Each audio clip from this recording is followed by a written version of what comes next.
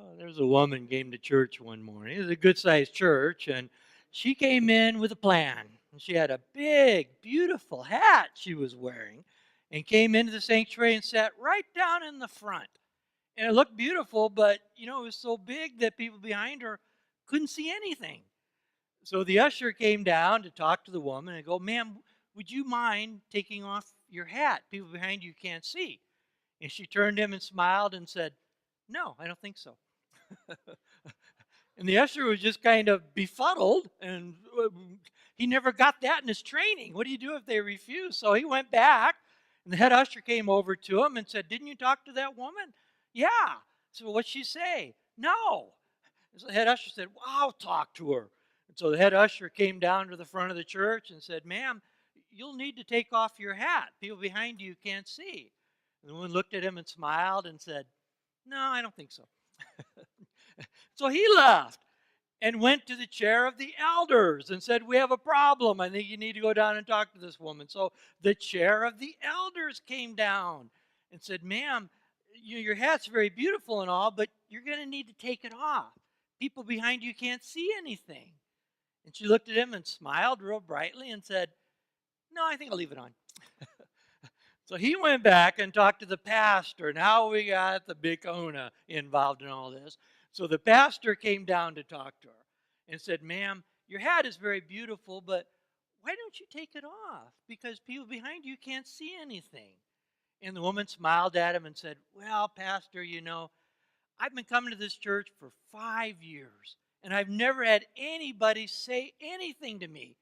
And just this morning, by wearing this hat, I had an usher talk to me, the head usher, the chair of the elders, and now the pastor himself has come down and talked to me. So I think I'll keep wearing my hat if you don't mind." So, well, she had a plan, and maybe it got through something that we all need to pay good attention to about reaching out to one another. There's a lot of difficult things that get out in our world, and we need to be smart about it. We need to be not quite so gullible, not quite so naive, and start taking all things in. When Jesus taught in the Sermon on the Mount, he's talking about being smart with your life. I like to call this Christianity 101, the very basic foundations of what it means to be a Christian. Maybe it's not quite as easy as we wish it was, but life itself isn't quite that easy. Lots of surprises and challenges. Well, Jesus is teaching today about true and false prophets. There's people out there that talk quite a show, but when you look just a little bit deeper, there's things we need to ask questions about. It's found in the Gospel of Matthew, chapter 7. It'll be on the walls behind me. It's in your bulletin as an insert this morning. If you brought your Bible, Earl wants you to know you got first line to come on over and get some cake. Just raise that Bible up. But hear the word of God, what Jesus teaches us. Watch out for false prophets. They come to you in sheep's clothing, but inwardly they are ferocious wolves. By their fruit you will recognize them. Do people pick grapes from thorn bushes or figs from thistles? Likewise, every good tree bears good fruit, but a bad tree bears bad fruit. A good tree cannot bear bad fruit, and a bad tree cannot bear good fruit. Every tree that does not bear good fruit is cut down and thrown into the fire. Thus, by their fruit, you will recognize them. And Jesus moves into this next section. Not everyone who says to me, and can I repeat that again with a little emphasis to help you catch what Jesus is getting at here? Not everyone who says to me, "Lord, Lord," will enter the kingdom of heaven, but only those who do. You catching the emphasis here? Only those who do the will of my Father who is in heaven. Many will say to me in that day, "Lord, Lord, did we not prophesy in your name, and in your name drive out demons, and in your name perform many miracles?" And then I will tell them plainly, "I never knew you. Away from me, you evildoers." And may God add power to the reading of this word that it takes on new light to us. Though it may be a difficult lesson, that our minds will be open, our hearts will be ready to receive word from God. Last week we talked about Jesus' words, that there's two roads we can take in this life. It's an old message, but it's very pertinent. We need to be smart about where we're walking and the direction we're heading. Not to be quite so presumptuous, but pay attention. In the book of Proverbs, it's repeated a number of times. Beware when you stand, lest you fall. Don't take things so for granted, but pay attention. Pay attention to your steps, share counsel with one another, and bring all this together. The roads are very crucial to decide correctly. And today we're talking about Jesus' words proclaiming that there's a lot of people at the entrances to those two roads trying to pull you into them. Some are really good teachers, pastors, elders, and others that want the very best for you. And Jesus says, but watch out. They're not all legitimate. Some have got other agendas for you. And you need to discern the words. Don't believe just anything that comes at you. Think about it. Give it thought. Give it consideration. Seek counsel. Is that true or not? That doesn't sound right. Let's look at that one more time. I remember back when I was in high school, we loved it when the carnival came to town. Remember the carnival? And you'd walk through the fairways and see this event and that event and all these bizarre things that just caught our little high school kid imaginations to no end. And we'd always hear the barkers. Remember the fairway barkers? Hurry, hurry, hurry. Everybody's a winner.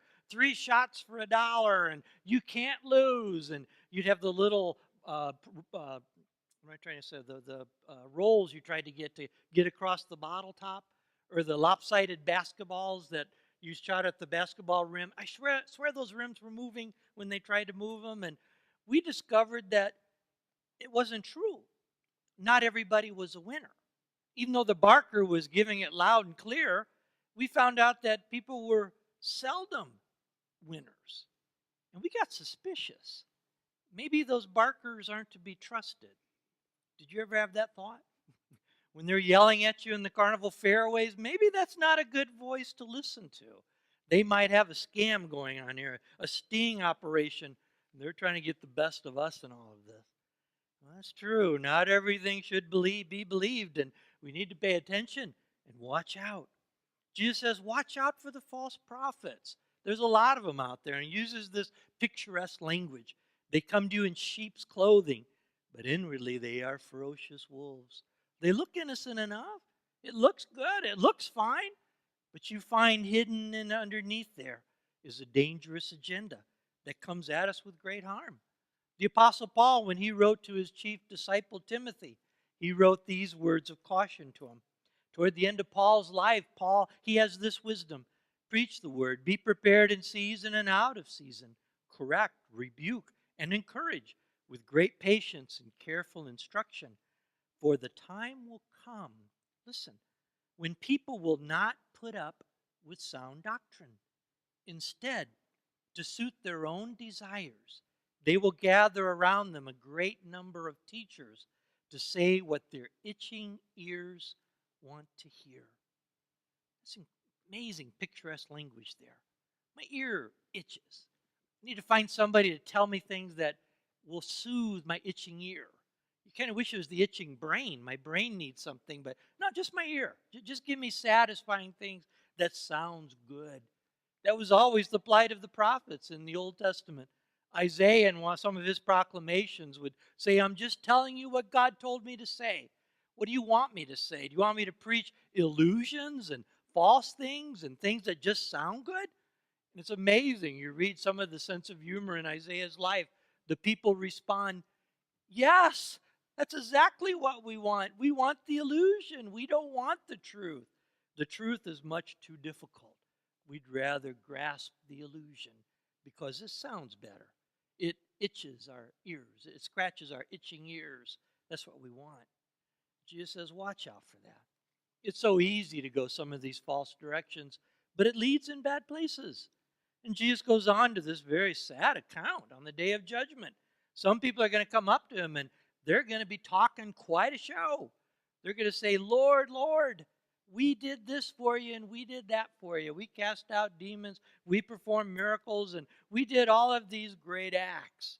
They're saying we put on a whole lot of pizzazz, a whole great show that we put on.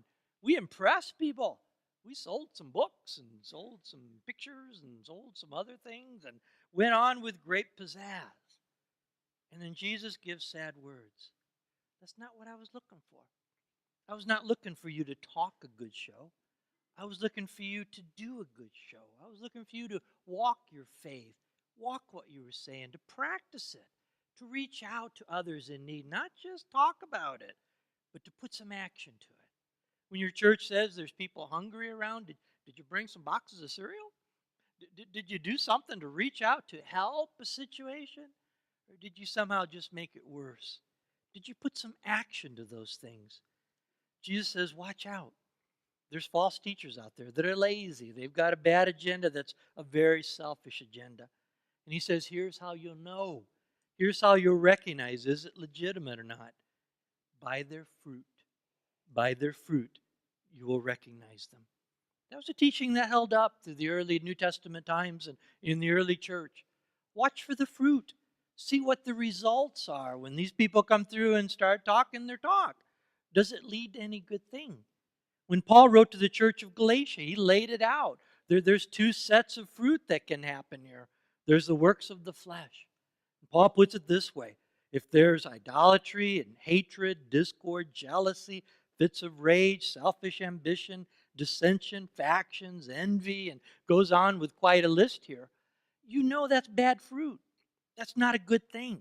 That's what's going to cause harm. That's what brings the community down. That's what fractures community, weakens it, takes away its foundation. There's nothing helpful in this.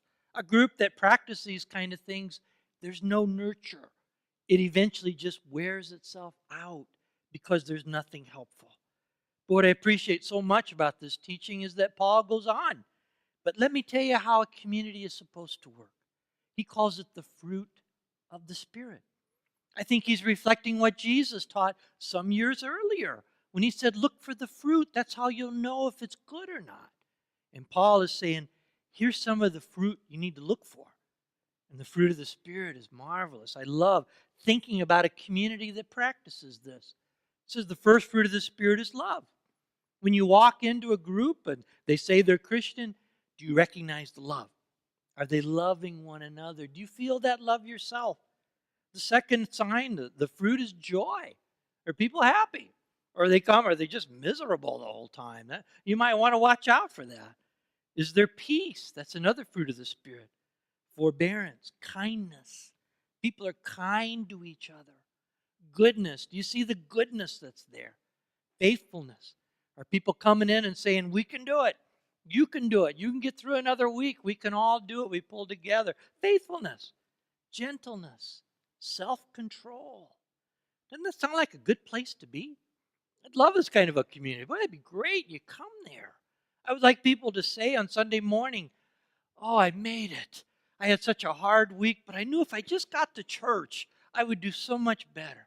Because I knew when I got in here, there was going to be good words for me, that people would encourage me, that people would love me, they'd be kind to me, they'd be joyful, they'd share a smile. I knew I could find some healing.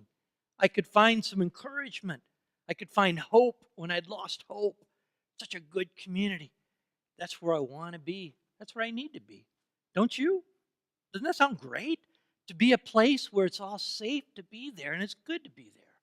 But it requires each of us to take a first step to practice the fruit of the Spirit, to practice love, to practice kindness, to share good words, to share encouragement, to put it into action.